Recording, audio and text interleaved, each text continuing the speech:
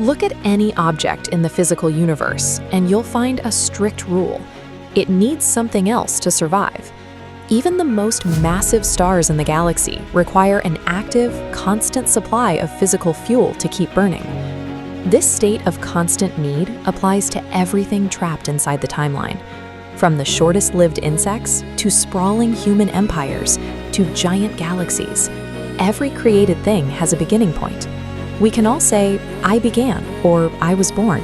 Because our entire history is constructed by fragile, dependent creatures, human civilization is inherently unstable. We are constantly managing scarcity, decay, and the limits of our own lifespans. This creates a logical dead end. If every single piece of reality is a link in a chain, relying on a source outside itself to stay upright, then the chain itself has nothing to hang on. A universe made entirely of borrowed existence eventually runs out of lemurs. For anything to exist at this moment, there must be a point where the borrowing stops, an ultimate anchor that possesses life inherently, rather than receiving it from somewhere else. Theologians identify this independent existence as asiety, coming from the Latin phrase ase, meaning from oneself. It is the reality that God exists entirely from himself and for himself. He is the only being in existence who is not a link in the chain. We see this introduced early in the biblical narrative. When Moses approaches the burning bush in the book of Exodus and asks for a name, God doesn't list off his powers or detail a cosmic resume. He identifies himself purely by his underived existence. He says, "I am that I am." While humanity is constantly in a state of evolving, developing, and trying to secure a future, God simply is. It is an eternal present tense. He does not originate, and he does not change. Before the cosmic clock ever started ticking, God was complete. He did not create the universe because he was lonely, or because he lacked fellowship, or to extract resources like worship to sustain his own joy. Because he exists outside of time and needs nothing from the world he made, he alone possesses the independence required to govern the unstable timeline of human history. This idea of absolute independence runs through the Bible, culminating in the book of Revelation. Here, God and the resurrected Christ are repeatedly called the Alpha and Omega.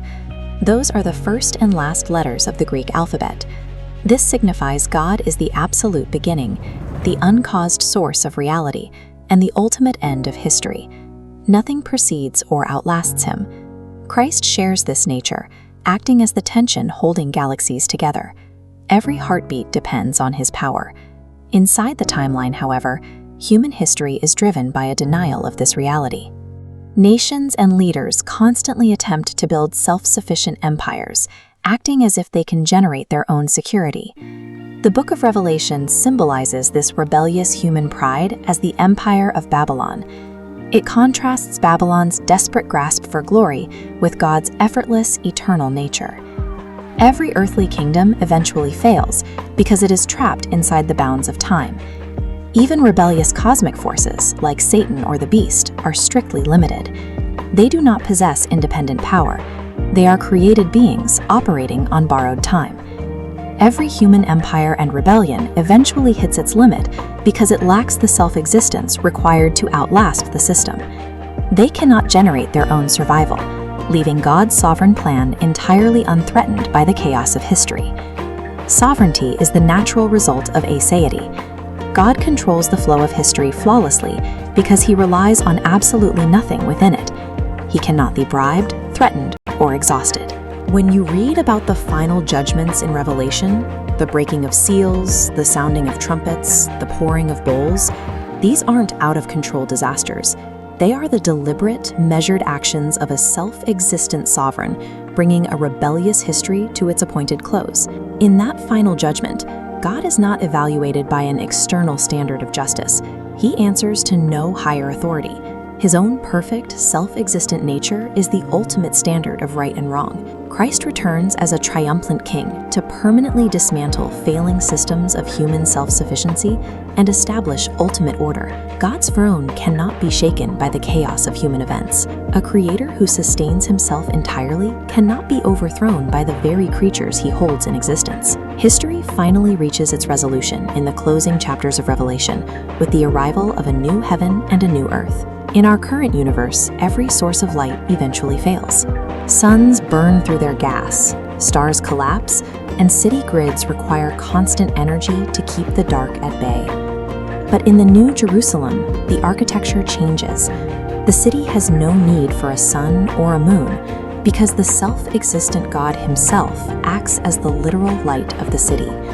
He requires no fuel because his glory is generated entirely from within.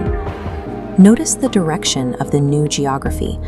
A pure river of life flows infinitely outward from God's throne. True life, joy, and energy emanate strictly out from him into creation. Nothing flows back into him. The security of our future doesn't rest on our ability to engineer a perfect society or artificially extend our lifespans. It rests entirely on the self-existent Alpha and Omega, who transcends time and gracefully invites us to share in his eternal life.